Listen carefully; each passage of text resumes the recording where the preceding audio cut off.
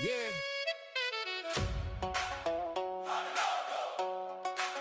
Your town nice. Stay in the know. Hardin County.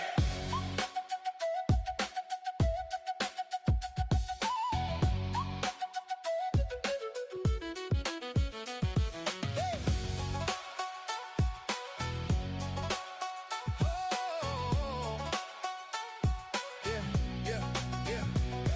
Phone silent, but the county talk loud. Hardin local got the whole town down. From Radcliffe Rose to the E-Town Square. If it's going down, you'll hear it right here. Nate got the scoop when the business grow. Nate's business buzz, let the whole town know. New shop popping, yeah, the word gon' flow. Local grind strong, let the spotlight glow. Then J.O.B. with the weekend plans. Events in the county for the whole fam. Concerts, festivals, places to go. Circle that calendar so you don't miss the show. Stay in the know. Hardin County.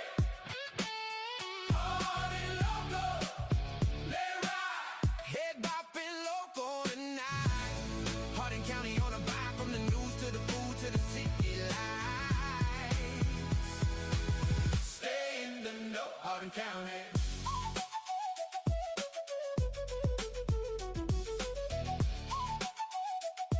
Yeah. Rachel got the numbers when the market move. Housing update, let the data prove who's buying what and where things go. Smart move start when you stay in the know. Then the food talk hit when the mic get lit. Experience eater tell him where to sit. New spot fire, we gotta go. Local plates hot, let the flavor show. Small town roots, but the vision big. Every local story with the gig. From the sports park lights to the downtown glow. Hard and local on the mic, now the whole town knows. Stay in the know. Hardin County. Hardin local. Let it ride. Head bopping local tonight. Hardin County on the vibe from the news to the food to the city lights. Stay in the know. Hardin County. Hardin County.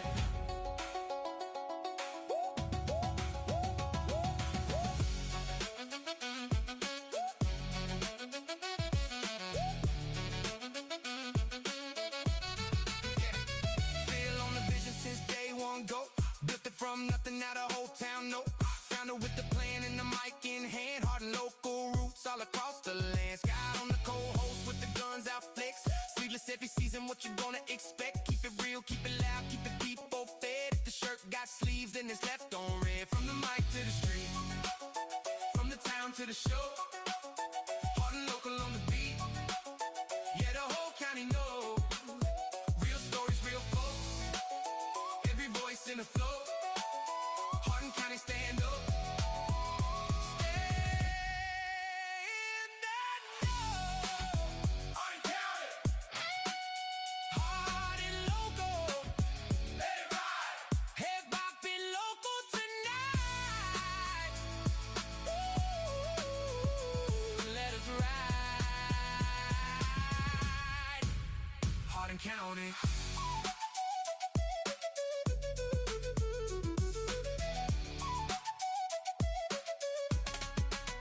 Hardin County. Welcome, everyone, to the Hardin Local Weekly podcast. I am, of course, Rachel Brainingham. This weekend, downtown Elizabethtown fills up with classic cars. I look forward to this event every year. Cruise in the Heartland is back. It kicks off Thursday night at the State Theater. The car show is Friday at Freeman Lake, and Saturday, the cruisin' takes over downtown all day. They're expecting north of 2,000 cars. That's crazy. And my boys especially love this event because they love to go see and hear, and there's just a lot of cool vehicles down there. And it is officially back to school season in Hardin County. We went to open house last night. We went backpack shopping. Trojan Fest wrapped up at Central Hardin, John Hardin, and North Hardin. And Saturday, there's a free back to school bash on Skyline Drive with haircuts, backpacks, and supplies. John's got all of it for you today. I can't wait for you to jump into that, John. Here's your homework while you watch. Okay, I'm going to give you this icebreaker question. We're leading into the car show. So, what was your first car? And be honest about what happened to it. Okay. So, I'm super interested to hear your all's icebreaker question, but drop your answers in the comments. We're going to read them at the end of the show. And this week, the special report Phil has been teasing for a month is finally here. He sat down on camera with the police chiefs of Elizabethtown and Radcliffe to ask the hard questions about those license plate cameras going up all over the county. He's going to tell you exactly what he found. Plus, Nate is back with Business Buzz. I've got your housing market update, and the experienced eaters are back with us. So, let me introduce the crew to you all. I've got Phil Tall, who is the co host, producer, developer of all of this. He is working nonstop behind the scenes. We just appreciate Phil so much. You're missing Scott Lucas today. He is out. He's got something that he had to attend, so he will join us again next week. John O'Brien with our events and happenings. I got to see a picture of John without his beard. I'm just saying, that's wild. We've got Nate Bryan with our business news and updates, and we've got Britton here with us. Nate Michelle might jump in, but our experienced eaters. If you're watching live, tell us where you're watching from in the comments. We love to know where our audience is watching from. Like the page, share the stream, and of course, hit subscribe on YouTube so you don't miss us. Hit subscribe everywhere: Facebook, LinkedIn, all of those good places, YouTube. You don't want to miss all of the fun that we bring to these podcasts. And of course, I like to always mention everything that we talk about today is available at hardinlocal.com, even the things that we don't have time. There's a lot of information that is shared that we can't fully share in an hour on this podcast. So you want to go and sign up at hardinlocal.com. Okay, should we do our icebreaker question really quick? Because I'm kind of curious. Run through real fast. Tell me about your first car and if you know what actually happened to it. I know my first car was it? It was a 1989 Nissan Sentra. My aunt given me, but dad. He was like, "I'm buying you a car, but I'll give you this one and pay for the parts." Me and one of my friends, we fixed that thing up. Nate Brady, thanks Nate, back in the day. And then I drove it to Atlanta and it blew up. Had to bring me another. That's awesome. I think my boys will both have very inexpensive first vehicles because it taught me a lot of about character. My first vehicle was bought off of an auction line for 1,600 bucks. My dad made me pay him back. It was missing the side mirrors. The back seat was bolted to the roof. It had holes in it. I hand stitched that back seat back together. We put it back in. It was full of mud. I was crying. I had to scrub it out. It sometimes the power steering worked, sometimes not. That's where my muscles come from because I had to crank that baby. Occasionally it had heat. So there were definitely days I was driving to college with my windows down so I could see out the windshield. And it overheated a lot. So I got to see a lot of the county because I was always stopped on the side of the road waiting for it to cool down. So, character building, character building. What about you guys? Britton, what's your first vehicle? Oh, we can't hear you. You're muted.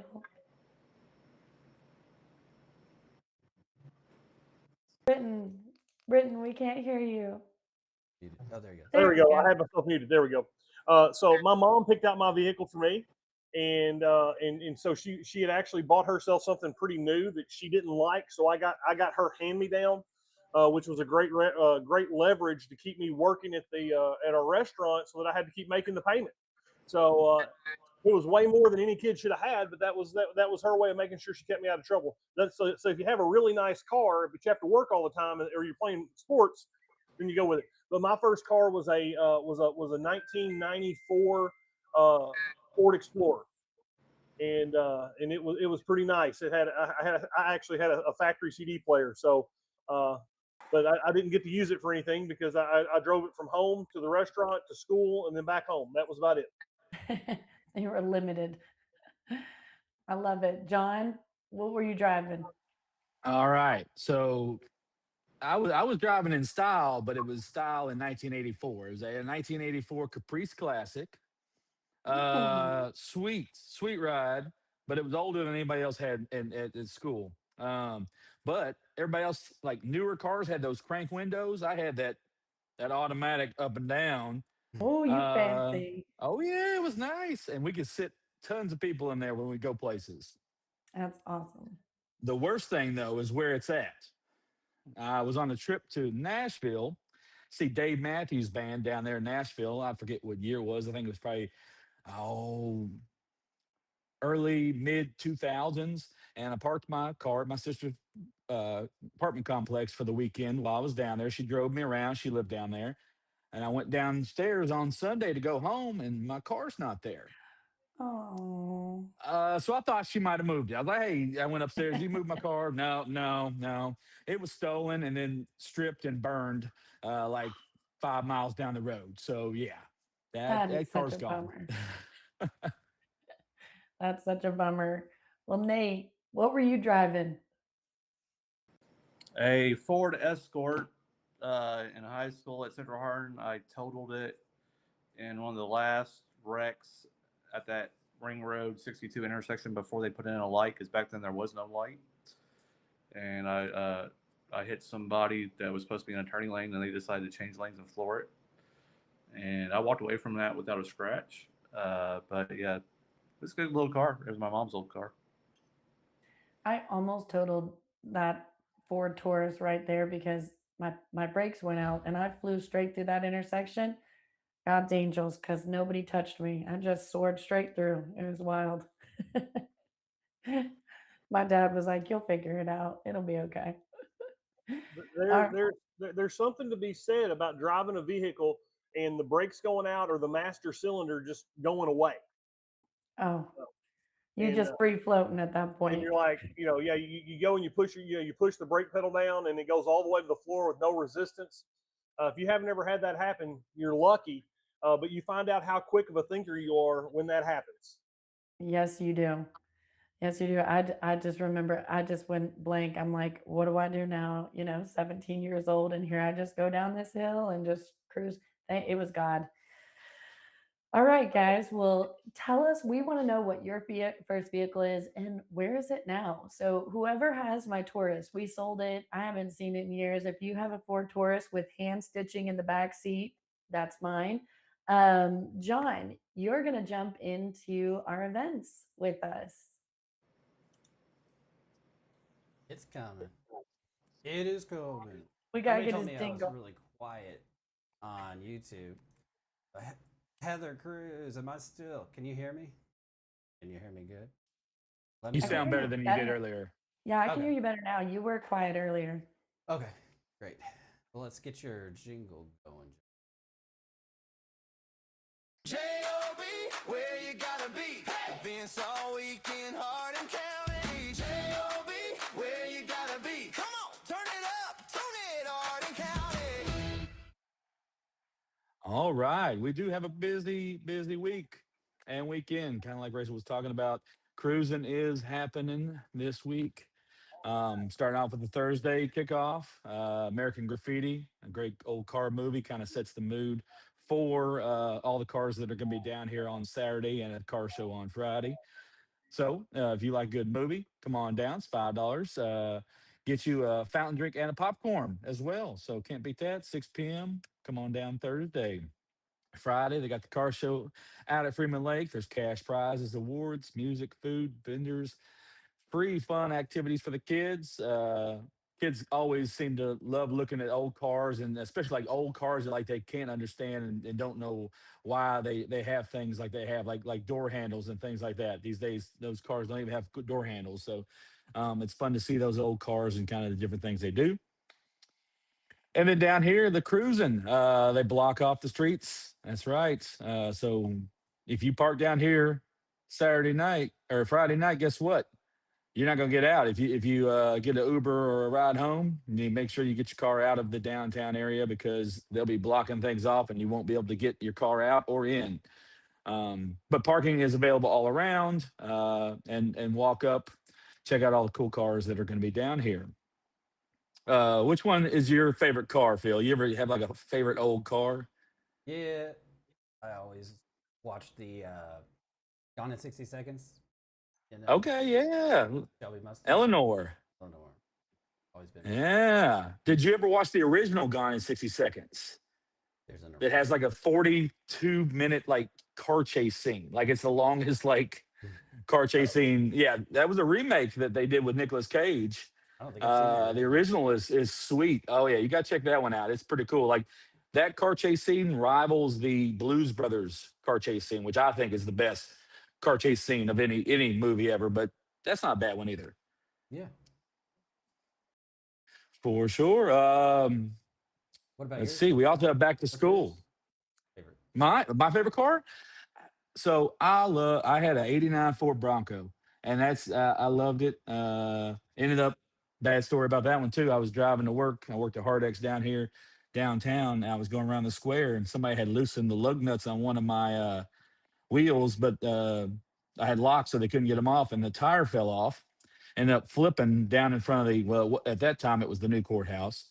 And Mayor Dave Wilmoth came out and took a picture of my car upside down, uh, in the opposite lane, facing the opposite direction. It was pretty wild. Not a scratch though on me after that. But yeah, 89 Bronco, love it, miss it. John, that was the year I was born, 89. 89. Oh, there you Mhm. go. It's a good That's why year. I know that's why it's your favorite vehicle. You love that car. How many? Okay, um, I have one more question. How many vehicles have you totaled?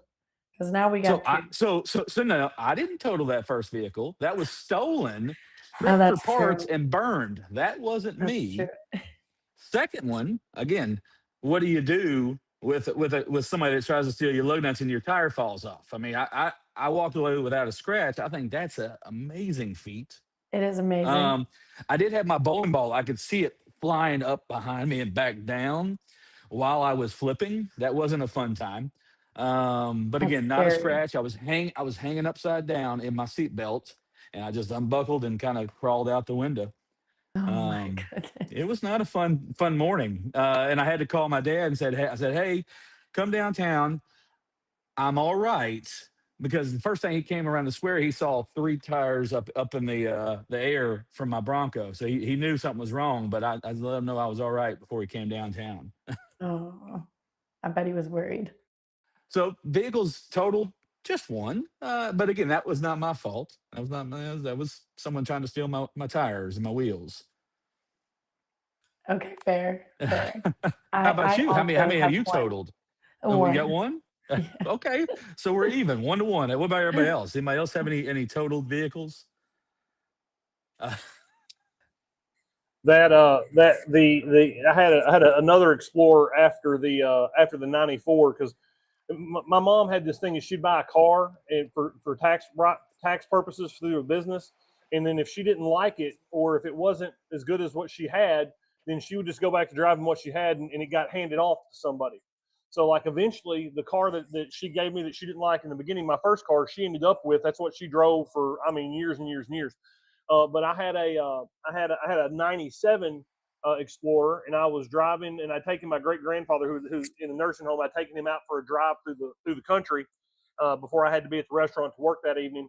And a mailman lost his master cylinder on his car, and he was driving a '78 Mercury, and he was going down this super long hill, ran out of brake fluid, coasted through the intersection, going to stop in a cornfield. Well, I T-boned him perfectly in the driver's side doorpost, and that was not a pleasant experience. But walked away. I had a bloody nose from the airbag, but you know my 89-year-old grandfather, though, he was fine. And but yeah, that was a traumatic experience. And that's the only one that I've actually totaled. that sounds wild. Yeah. Good gosh. Mm-hmm. Nate, how about you? You had that one wreck. I guess that was totaled, huh? That all right. Goodness. So other than cars, we got back to school stuff going on this weekend, and it's coming up soon. All these kiddos are going back to school. Who's excited to go back? Have the kids go back to school? Rachel, you are. Phil, you are too, huh? Mm-hmm. You know what I'm more excited about? I love the summer months, but I'm excited to get back into our routine. I think that's what a lot I hear from a lot of parents is that just the routine, consistency, you know what to expect every day.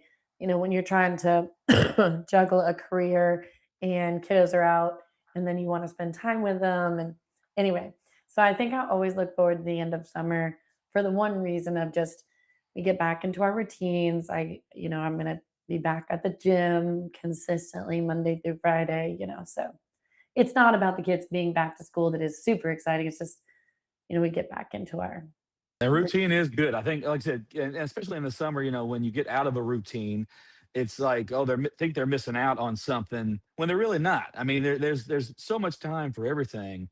Nobody's missing out, and hopefully they don't miss out on this fifth annual Voices of Change Back to School Bash this weekend. It's up on Skyline Drive in Elizabethtown. There's free haircuts, hairstyles, backpacks, school supplies, food, music, raffles, games, and more. I know Vic. Vic does this every year, at least for 5 years, I should say. And it's a great program. A lot of free stuff given out, and it's for a great cause for these kids that need things. If your kids need something, head up there. They'll take care of you for sure. Sounds Also, great. this week we've got a lot of stuff going on. Tomorrow, I'm excited about this one. I know. Britt's he's a big wing fan, not the necessarily the non-breaded wings, but I'm sure he'll find some breaded wings somewhere tomorrow. But National Wing Day, Duff's also 1 year anniversary. They're celebrating. So at Duff's, dollar wings all day long. So that's not in conjunction with any other deals. They do like lunch deals and dinner deals and pitcher deals. You can't do that. But dollar wings, you cannot beat that at all. And that's on any of their sauces, any of the things out there. I'll be there for lunch. I know. Um, but it's a great deal. Let's see what else we got. John, Talking do, about, do I yeah, do I really look like the guy that would say no to a wing based solely on whether it was breaded or unbreaded? not one bit, but I know you prefer the breaded. I know you prefer the breaded. And you know what? The breaded wings remind me of when I would go to Bonanza with my grandparents, and that's the only thing I ate on the. I ate the breaded wings and I ate the mashed potatoes and gravy. That's all I ate. And I would just have a plate of them. I'd have a plate of wings and then like a plate of mashed potatoes and gravy, and that's all I'd eat on that buffet. I know I wouldn't get my money's worth, but my parents or grandparents were paying anyways. But yeah, that's what breaded wings remind me of is Bonanza or Ponderosa, I guess too. Well, now I will say this that one of my overall favorite wing is up in Louisville is at Mama's Mustard and Pickles, and it's a smoked wing that they deep fry. So Uh it's huh. I still do got the love those crisp. too. It's got crisp and a great snap. So that's a little bit different. But if you're going to sauce a wing, I like the breading to hold the sauce. That's just Those are great ones too. I used to love the ones at D's Butts. They kind of were similar. They had them smoked and they would deep fry them. They was similar, kind of on that. That had that crust that was like kind of like a breading, but not a breading kind of thing. And I four, always love a dry four, rub. four If I got a pegs has dry a rub similar. option, what's that? Four Peg Smokehouse has a similar wing with like that smoked and then heated up in a fryer. Yeah. So that gets me hungry. You know what I'm gonna think about before I go to the car show? Pancakes. We got the all-you-can-eat pancake breakfast at Memorial Methodist, 7:30 to 10:30. So before you check out these cars, load up with some pancakes, eggs, a little bit of bacon or sausage, and your choice of milk or orange juice. $10 for adults, $5 for kids. Good little deal. And portions of that go to the Kiwanis Club. Another big thing going on Saturday is the Dirty Dog Bash. I'm wearing a shirt for them. Big event going on at it's at the sod farm, Highland Sod Farm, right? Yeah, that's a great event. We meant to have them Uh, online, but I think something happened. He was on Yeah, we had them last year on here, and like I Mhm. said, they're great. They come in the bar all the time, and we donate some things to them. And like you said, we sell their shirts, but they do a great thing to help bring money to that cause that we need heavily here. They had that low fee spay and neuter shelter in Radcliffe now, so that's pretty cool. Anything else that you all have to add on to I this? think just to make sure people know to go to hardinlocal.com/.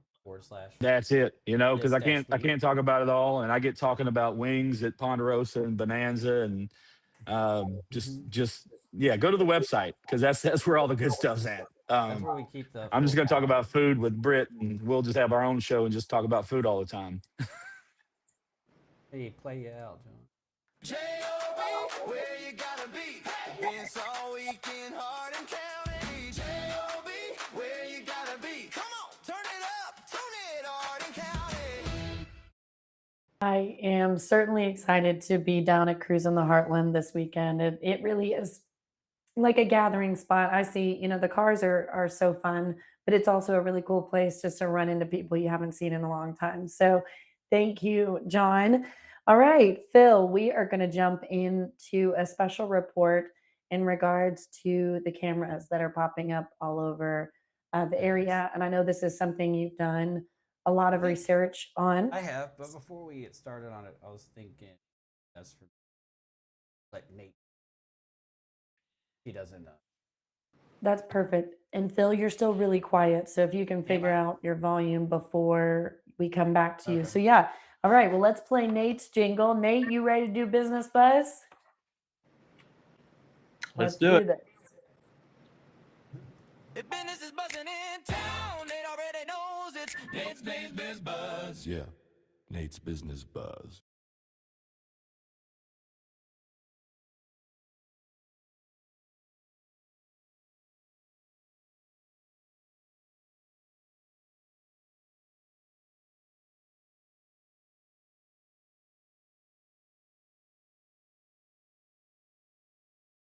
Mhm. Mock-up of who's, I don't know what you call these things, but they do put them online occasionally. What we do know, Everbowl was supposed to go in the middle of that first building. I don't know if Phil can pull up the graphic. Yeah, so if you look at the top one is what we have, which is why I labeled it green, and the red one is basically not correct anymore. So the top building on the left, Everbowl was supposed to go in the middle of it. It was a acai healthy place. I likened it probably to like Tropical Smoothie Cafe. It is no longer on the list. So I don't know what happened there. I think they're Northwest Oregon based somewhere, California based, uh, but they are not listed. And on the original one, if you look on the very far top left corner, building spot 100 was 3,500 square feet. It is no longer 3,500 square feet because now we have a 101 that was not listed at 1,500 square feet, and 100 is listed as beignets and brew. It is a chain. They have one in Nashville. It says French Donuts on the logo. I'm trying to get more. I've reached out to them on Facebook, Instagram, trying to see a comment. I don't know who's behind it. I don't know who the owner is. I don't know opening date. But as someone who just went to New Orleans last month and had beignets at Cafe Du Monde, and I've also had it at Scat Cats at Disney, which is the hot place at Disney to get them. I do love my beignets. I do love getting messy. I do love powdered sugar. So I see this being a huge hit if it shows up. But it says brew. I'm assuming it's more coffee. I didn't really check the menu on as far as that. But what's your all's take on beignets? Oh, I love me some beignets. I'm super excited to have this here local. I wondered if brew meant coffee or if it I think it meant, does. okay. But I think it does. I've never been there. Obviously, it's a chain that I don't know if they even have another one in Kentucky. I'll have to look. But I know that I think they said the closest one was Nashville. Very cool. I hope it's really cute in there. I hope it's a fun spot to go, like almost like a coffee shop vibe. But the color scheme looks like it's about like crumble. So for the guys, get ready for some pink. You guys are Like excited about that. Speaking of pink, I hung out at Baskin Robbins over the weekend. They had their grand opening. I did go when they originally opened. They were packed. DJ James Hummel was out there keeping the beats. We all like him, love him. I did get a photo with Coney, but Coney, the mascot, was there. I was a little bit biffed, but Coney was a popular dude. I think they had small for like $1.31 for the 31 flavors, but it was packed. I got a frisbee and some stickers, which I'll probably get to the niece. But it was they were rocking and rolling. You could spin the wheel for either free stuff or money off. We used it for a polar pizza. But they opened, and if you haven't been out there, they have yard games. They have a lot more space to spread out. They have some neat chairs in there. So if you keep on thinking it's like the one that me and John and Rachel grew up with, going over to the one at Governor's Manor, it's a lot different and in a good way. So, and it's right across the street from Kroger. So get your groceries and get your ice cream and be all set. Going from ice cream to completely healthy, Iron Brigade Gym has opened. They had their grand opening on Saturday. It was packed. I had to park in the grass. Lovely me. I should have been there early. Kendra Scott was out there from the chamber. Lots of other people. Dustin Kaiser from Sicilian Bank was out there. I love the setup. I had seen it earlier before they got everything in. People were already working out. But it's if you want something high intensity, they can make it happen. They have all sorts of equipment. It is jam packed. You've got they're ran by former military people, so the veterans know what they're doing when it comes to doing it right. And if you don't know, that's off Alex Drive. So basically, if you take Ring Road and turn where that Valvoline is on the movie side, on the movie theater side, it's over there. Turn at that Valvoline, go down, and I think it's the first left. It's in that building right there, over in that first Christian church corridor. So this one made WDRB news, and the city backtracked. And as a realtor, I'm sure Rachel can weigh in here. So they wanted to rezone up to 50 houses, I believe, in 4 different neighborhoods to C5. The way Joel Shipper described it is that you could have a house coffee shop, house vape shop, and there wouldn't really be anything to stop it. And a lot of people said, hey, I've lived here my entire life. If I wanted to live next to a business, I would move next to a business. I mean, this isn't fair to us. Some people said that we didn't even know about it till the sign started popping up. There was no email, text, face-to-face conversation. Hey, let's have a meeting about this. Obviously, the residents spoke up, and they were not happy about it. And the city, it was supposed to be on tonight's planning commission meeting. It got tabled. It hasn't been dropped. It's just been tabled to review for more feedback, but the feedback originally was not good. So as someone, John, you work downtown, there's several open spots downtown. I know of at least 2 that are being worked on, well, at least 4 that are being worked on. Others, I don't even know what's going on. For me personally, I don't think we have a shortage of, hey, if you want to build a business, and Rachel, you work in the commercial sector. If you want to put a business in E-Town, I don't think we're hurting to have a spot. I don't think we need to open up a whole lot more and just stick them in the middle of residential areas. But that's just me.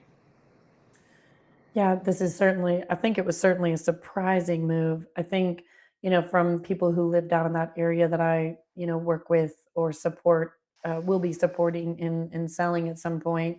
The it was a lot of opinions, right? There was some very extreme opinions against.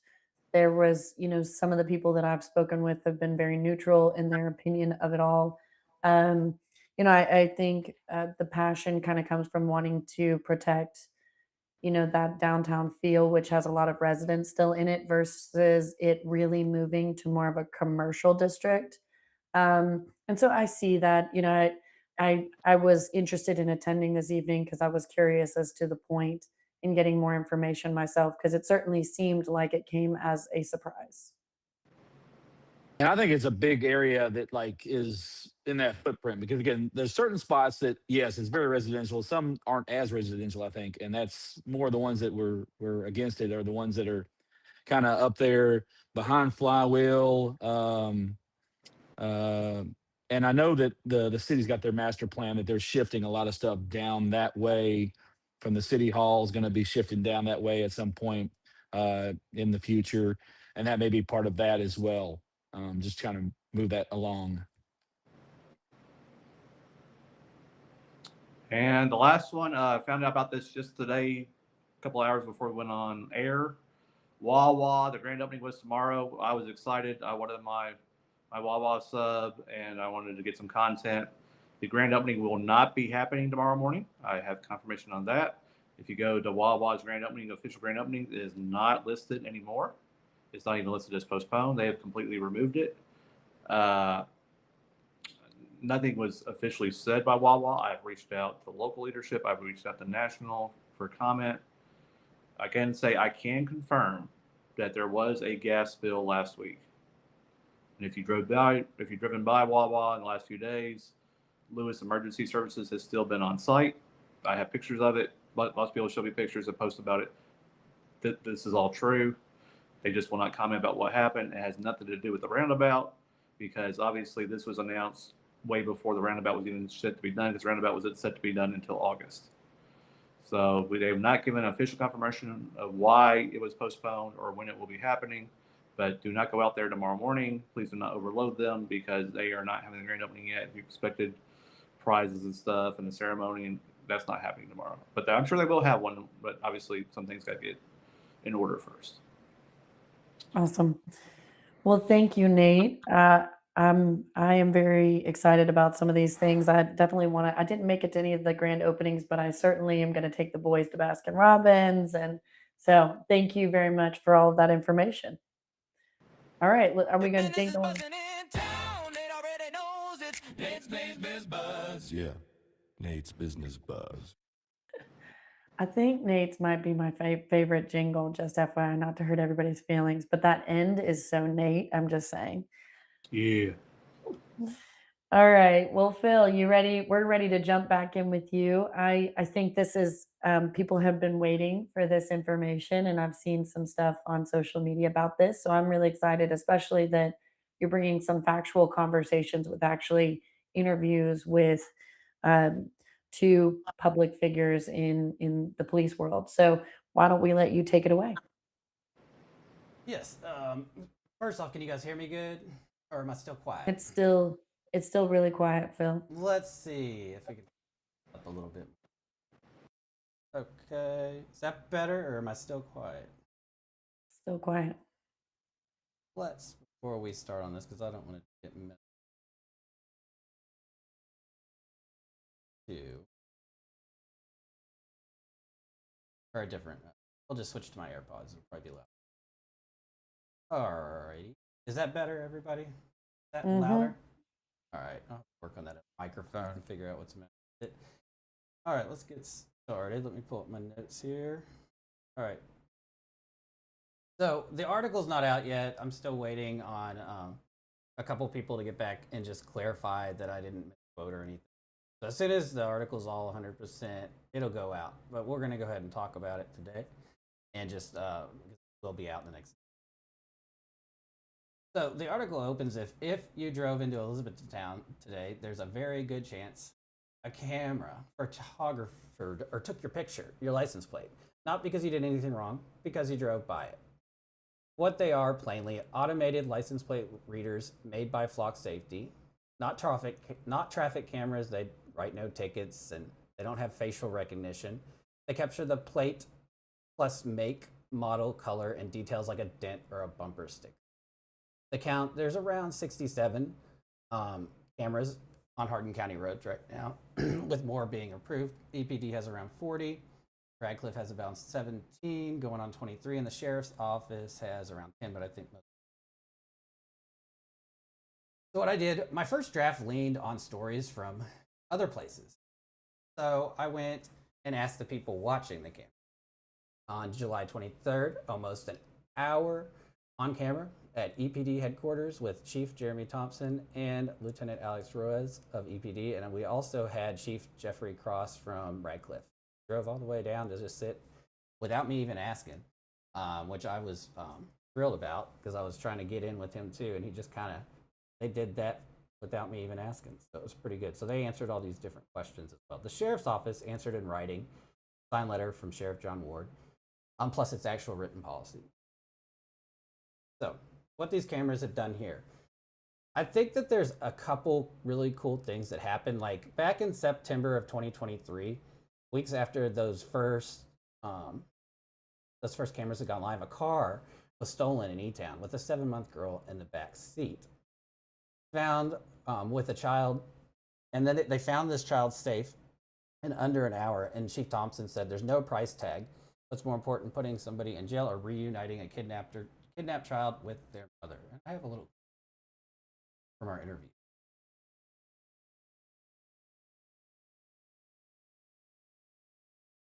And that was within weeks of us implementing Flock. And for us to be able to get that child back, I don't care what else happens the rest of my career here at E-Town. From a Flock perspective, it will be hard to surpass that. We could have something equally. Hopefully, we don't. But that success of reuniting that infant child with that mother, there's no price tag. It's Marty Fulkerson, one of our city council members, said it was worth every penny we spent because we reunited that mother and that child. And at the end of the day, it did have a criminal nexus because someone stole her car, and technically that became a kidnapping.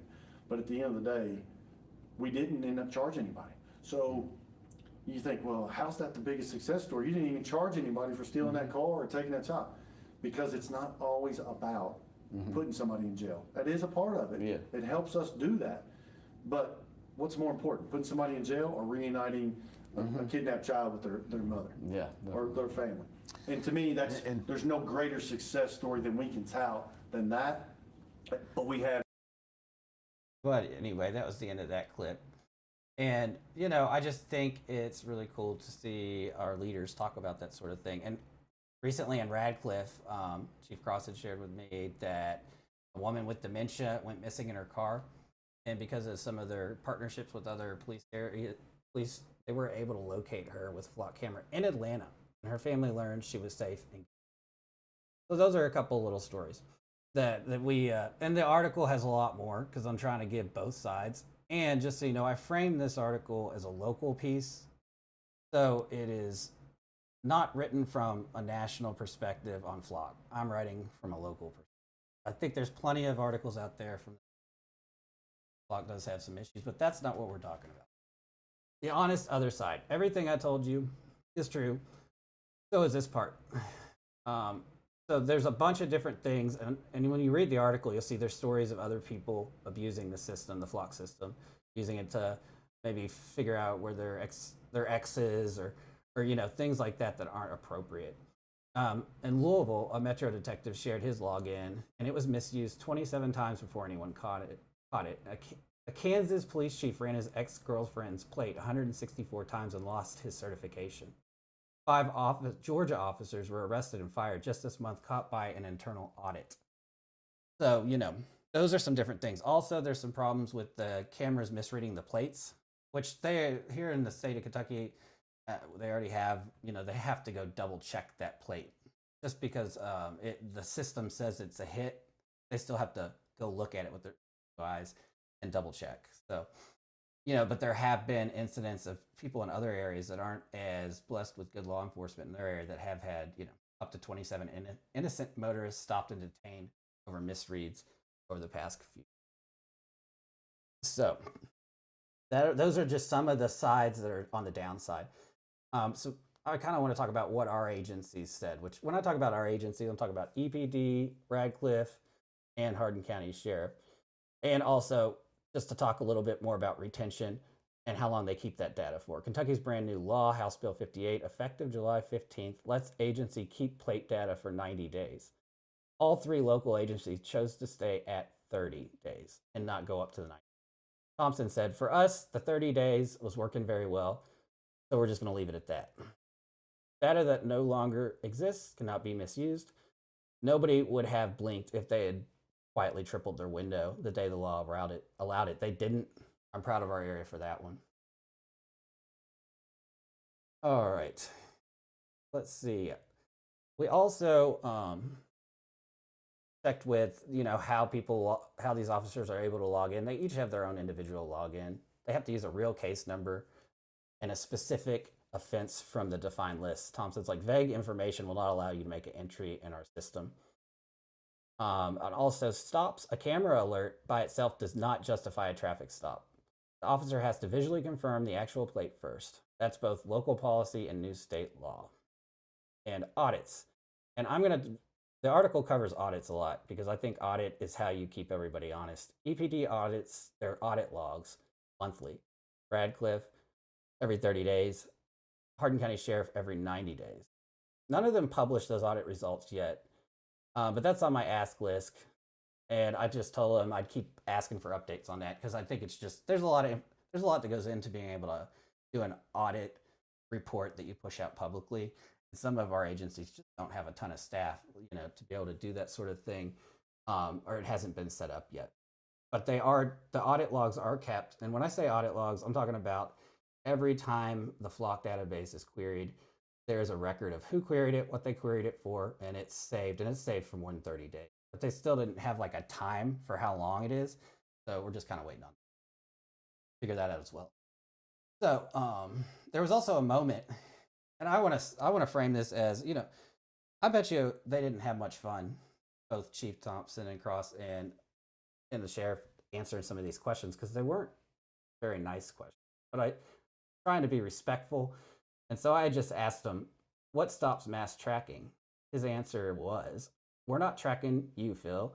If Phil caused a crime or a violation of law and we were going to look for you based on the violation of law, we would have a case number, we would enter that information, then and only then would we know if your car is a hit block camera." So I really respect that they answered some of these questions that they probably, none of them rolled their eyes. They were very respectful. But, this topic is just a sensitive topic. So I also went through and the one open question that really mattered the most is the plate photos are disposable by design, 30 days and gone.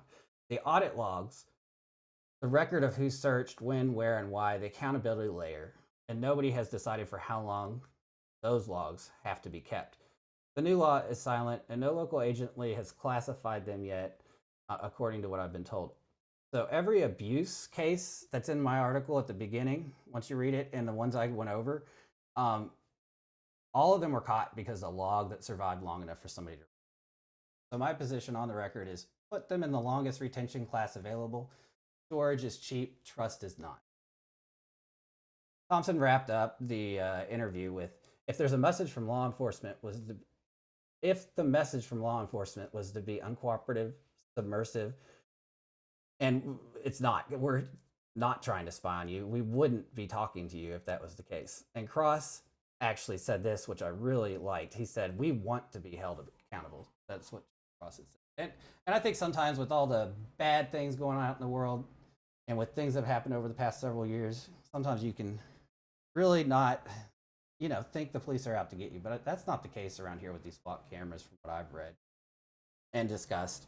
They use them as a tool to help the community safe and that.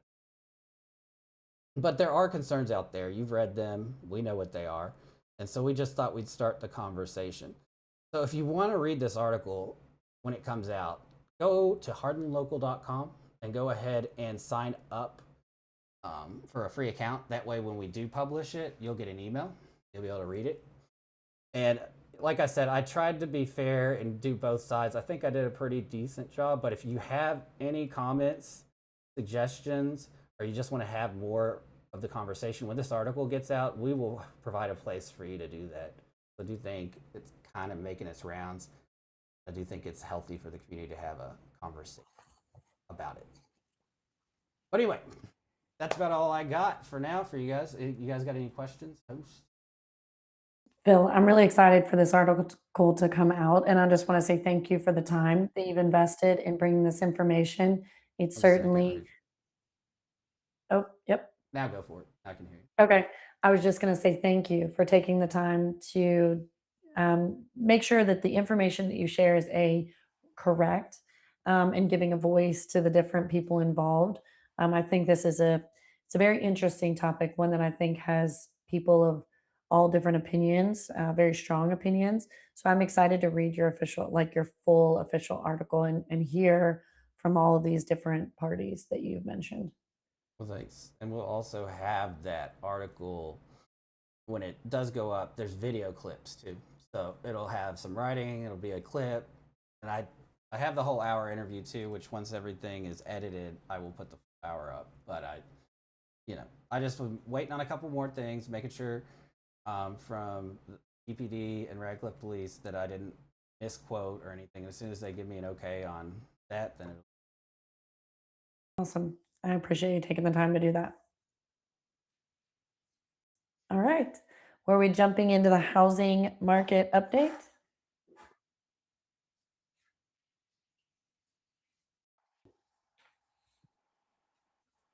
Rachel's got the numbers. Who's buying? Who's selling? What's hot on the block? Hardin County housing market update. Hey! Hey guys. All right. So you all know I'm Rachel Branningham. A little background. I've been in real estate for over a decade here in this area. Of course, I grew up in construction. So watched the housing market in our industry, stood next to my dad in business through the housing crash and crisis back in 2008 and 2009. So all that to be said, I got a little bit of information to share with you guys. Everything that I share comes directly from the Heart of Kentucky MLS, specifically focused on the last week, but of course, we measure the last 30 days. I want to start by directing you guys to the Hardin local website. There is a housing market tab that actually maps the trends. I had someone reach out to me and was like, "We love your information that you share, but is there any way to see the data that's been collected over the last 6 months so we can actually see where we're at as far as those trends?" And so I just want to make sure everybody knows hardinlocal.com, click on the housing market update. There are some really cool graphs there that spell out the numbers that I share with you weekly so you guys can kind of see how the market is adjusting. I want to kind of go through our numbers. The market is very stable. And by stable, I mean it's not really a buyer's market or a seller's market. We are really sitting in a place where it's all about pricing. It's all about placing your property at a smart sales number, and condition is very, very important right now. And also understanding that at different price points, your house is probably going to take a little bit longer. And for buyers, understanding that having 20 or 30 days on market doesn't make anything wrong with the property. It simply is just part of the housing market today. This week in Hardin County, we saw 23 new homes come to the market. 23 homes went under contract, and 20 families moved into their new homes. We currently have 416 active listings. Interesting information. That's pretty steady in comparison to last week. We were seeing it climb rather rapidly, and so this is more of a steady listings since the past couple weeks. We have 113 homes sold over the last 30 days. 82 days average on market. We're climbing now. So we were down in the 70s for a significant amount of weeks, probably 8 weeks in a row. We were in the 70s. We have now gone up into the 80s. Of course, some of that is due to the holidays, but I would imagine we'll be there or higher for the rest of the year. Reasoning for that, of course, next up, kids go back to school, sports begin. Then we head into the holiday season, and then we're in the cold months of winter. So that 80 plus is kind of expected, even in a stable, consistent market condition. Average list price came in at $354,655. Average sold price, $324,035. So we've continuously seen that gap tighten. I think what we're actually going to find on today's graph is that gap has expanded a little bit. There's more of a gap there in comparison to how there was a couple weeks ago. But once again, as days on market increases, that gap is kind of understood and expected because you have longer days on market. And so buyer perception is that they can get a little bit of a better deal. So when people are making you a little bit more of an aggressive offer on your property, just know they're not trying to insult you. They're probably being counseled by an agent in the background who's saying, "Hey, your home has been on the market for this amount of time." Now, that's not across the board. We are still seeing properties at all price points go pending very, very close to list price. Median sold price is currently in Hardin County 290,000. Um, so a few things I want to break down. We have basically 5 different markets inside of Hardin County.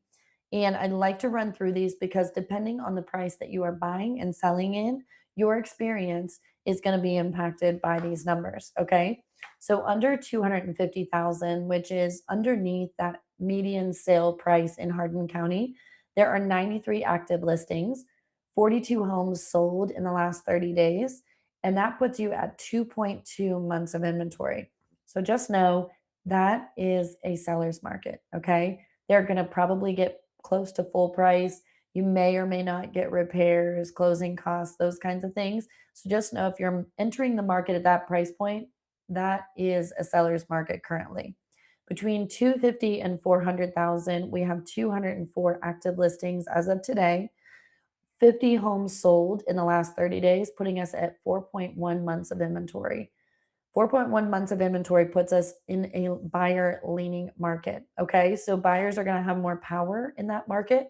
They're going to be able to ask for closing costs. They're going to be able to ask for repairs, might even get a little bit off the sale price. So just know if you're searching between that 250 to 4 or planning to sell your house or your house is active on the market, you need to look very specifically at list price. Probably need to be a little bit more aggressive than maybe you expected to be with the amount of inventory that's available in that price point.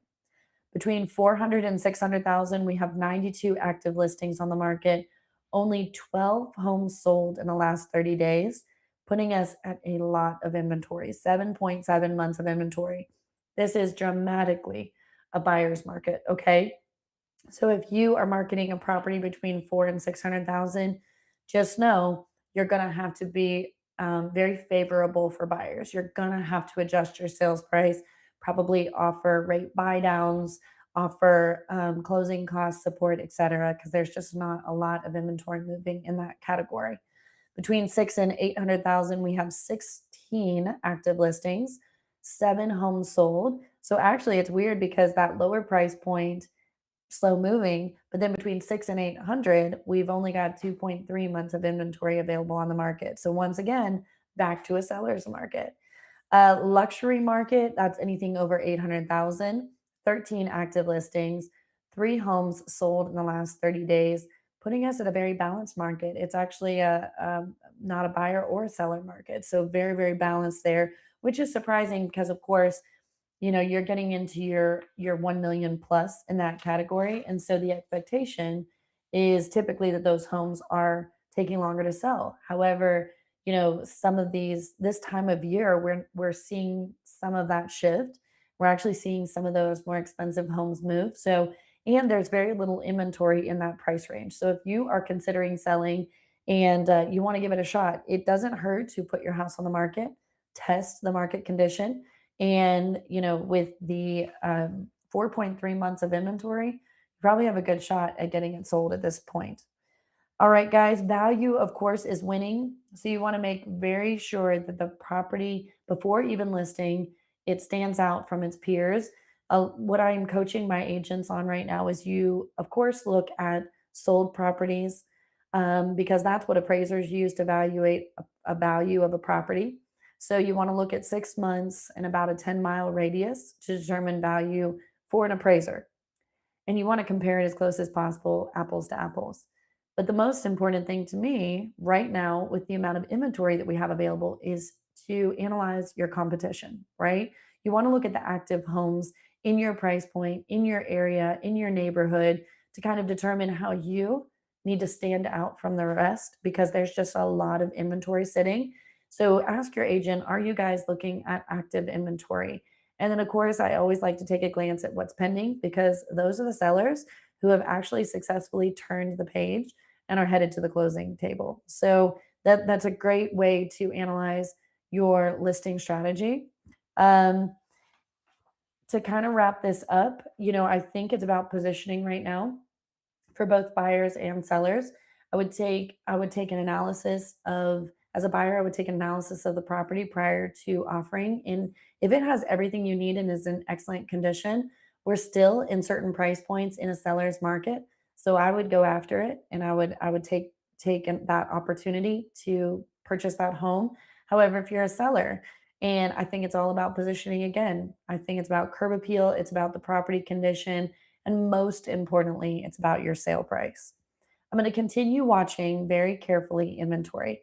That's something I'm interested to see and how it performs, especially as we head into kind of the slower months of school being back in and then the holiday season. So I'm interested to see if inventory continues to rise or if it kind of plateaus with people not even wanting to sell their homes during the busy season. So we will keep an eye on that. The Hardin County housing market isn't really rewarding urgency anymore. It's rewarding value. Buyers are willing to act quickly when they find the right home, but sellers must earn confidence through pricing, preparation, and presentation. All right, guys, I will see you next week for the housing market update. Rachel's got the numbers. Who's buying? Who's selling? What's hot on the block? Hardin County housing market update. Hey! All right, I think it's time for my favorite segment because I'm a foodie and I love food. Britton, is Michelle joining us this week, or do we just have you today?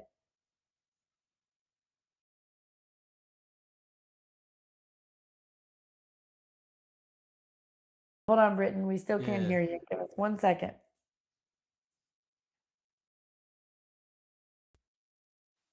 Heard you for a second there. How about now? Yeah, there you Hey, we can hear you. So Michelle's currently doing a mother of the groom appointment with one of our dress customers. So I don't think she's going to make it out. I've been shushed a couple of times, and I've had to wrangle the dogs a couple. Herd the Frenchies. So that's just kind of how that's been rolling. But No problem.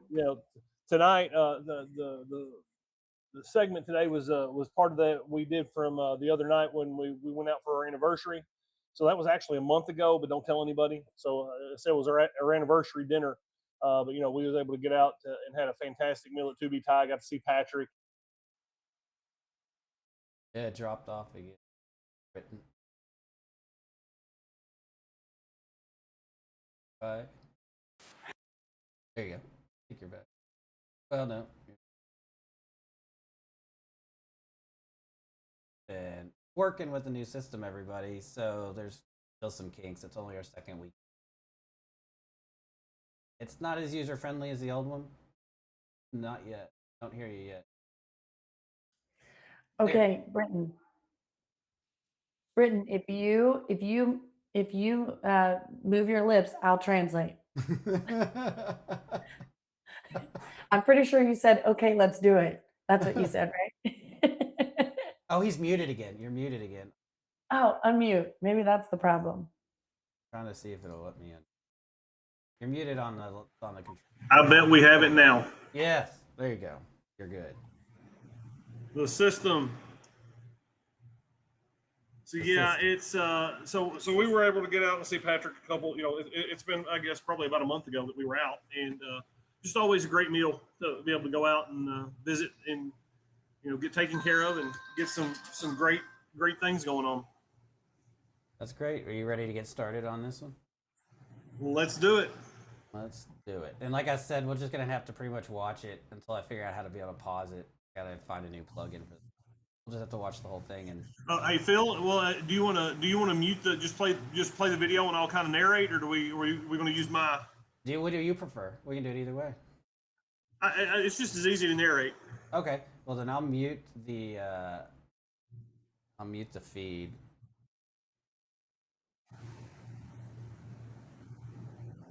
Here's you guys can't hear it because that'll be real annoying.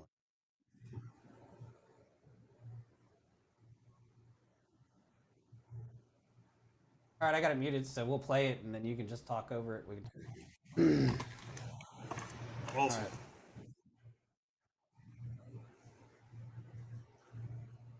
So anytime we go to 2B Thai, we always start out with the sampler platter. You got the money bags, the spring rolls, the chicken satay, and then those are always fantastic. It's a great value, and I'm telling you, the thing, Rachel, you eat there a lot. You know how fast they are.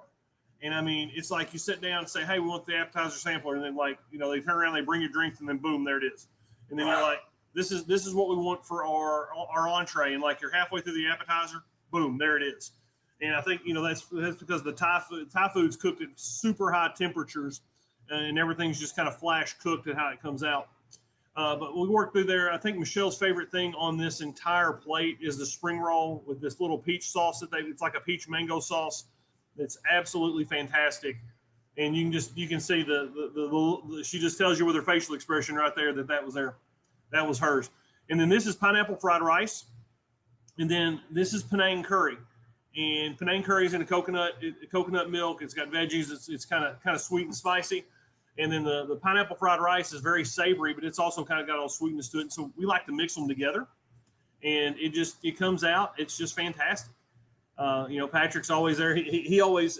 It was funny. We were sitting there, and he goes, "I've seen some of your videos. When am I getting put on?" And so I went to his Instagram. And I was like, Patrick, you haven't had a post on your Instagram since 2022. He's like, well, help me out with that. So that was kind of how we did that there. And, we sat there, we had a great meal, got to visit with Patrick and his family's old friends. And, the thing that I think is most interesting about 2B Top is if I were planning for all of us to go out for a meal, or if I had company come into town and I wasn't going to cook, this would be the first place that I would say, hey, let's go. There's enough variety that everybody can find something that they like. Whether you like it mild, whether you like it spicy, whether you want healthier, or maybe you want to indulge a little bit, because he's got a pork belly dish that's out of this world. But it's one of those places for the price point, the value is unbelievable. The quality is off the chart. Service is great. It's just somewhere that I know I can go. They don't miss, and it's my highest rated restaurant in Hardin County. Every time. Do that, Phil. I know that I saw I posted this video yesterday before we talked about doing it. It was in my queue to publish, and I saw that your mom commented on it, and I know that she feels kind of the same way. That for your family, that 2B Thai is one of the preferred places to go as well. And so, we're just fortunate to be able to have a place like that here, and locally owned, somebody that's invested in our community and that is committed to. Fantastic service for those that choose to go there. Hey, Britt. I'm going to be taking a whole group of girls over tonight, so I've got people in town, and I'm like, the one place you can't miss is 2B Thai. So you just got me in the mood. Mm-hmm. For sure. Me too. Make sure you guys check out the Experienced Eater on Facebook, and on our website you can go to food reviews link or restaurant reviews, and there's a button to Britton and Michelle's link tree that has all their links. Go follow them everywhere. Awesome. All right, we got to jingle them out. We didn't jingle you in because we were having mic problems, but yeah. Oh wait, now I got it paused, so nobody's gonna hear it except the audience. It is playing though. Let me. We go. No, it's not working. I had to change a few things to make us be able to watch that video without audio, so okay. we just won't play it this time. No problem. Britton, tell Michelle we said hi. I sure will, and and we've got we have had a pretty intensive few weeks of or a couple of weeks where we've been out and had a chance to shoot quite a bit of local content. So I'm pretty excited. We went back to the Hub House about I don't know, a week after we were there. I've got a good review of that that's on deck. We've been back to Namaste. We're going to hit. I think tomorrow we are going to hit the Wingstop in Radcliffe for Wing Day. So yeah, I mean it's a good time to be a foodie in Hardin County. That's a fact. I couldn't agree more. All right, guys. Well, Phil, do we have any comments? I know we haven't pulled up any comments yet. Have we got any that we need to pull up on screen? There was a couple, but I'm still working through the process of being able to add those easily. I have to do them manually now. Okay. So let me just go through here and say, Christopher King, thanks for commenting on the Vine Grove has a few flock cameras. I knew that.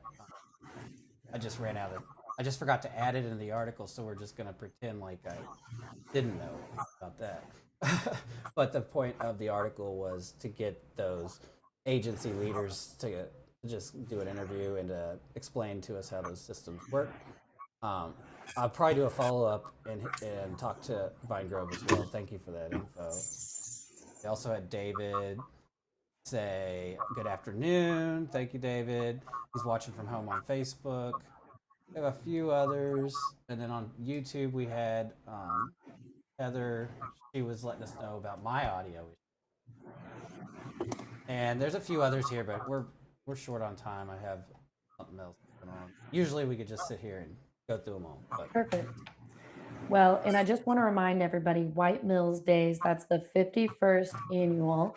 It's Friday and Saturday, August 14th and 15th. So just make sure to mark your calendars.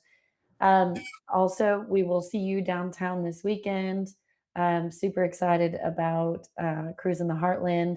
Um, Keep an eye on hardinlocal.com for Phil's full flock camera report and the complete interview video. It's going to be coming soon. Everything from today is at hardinlocal.com.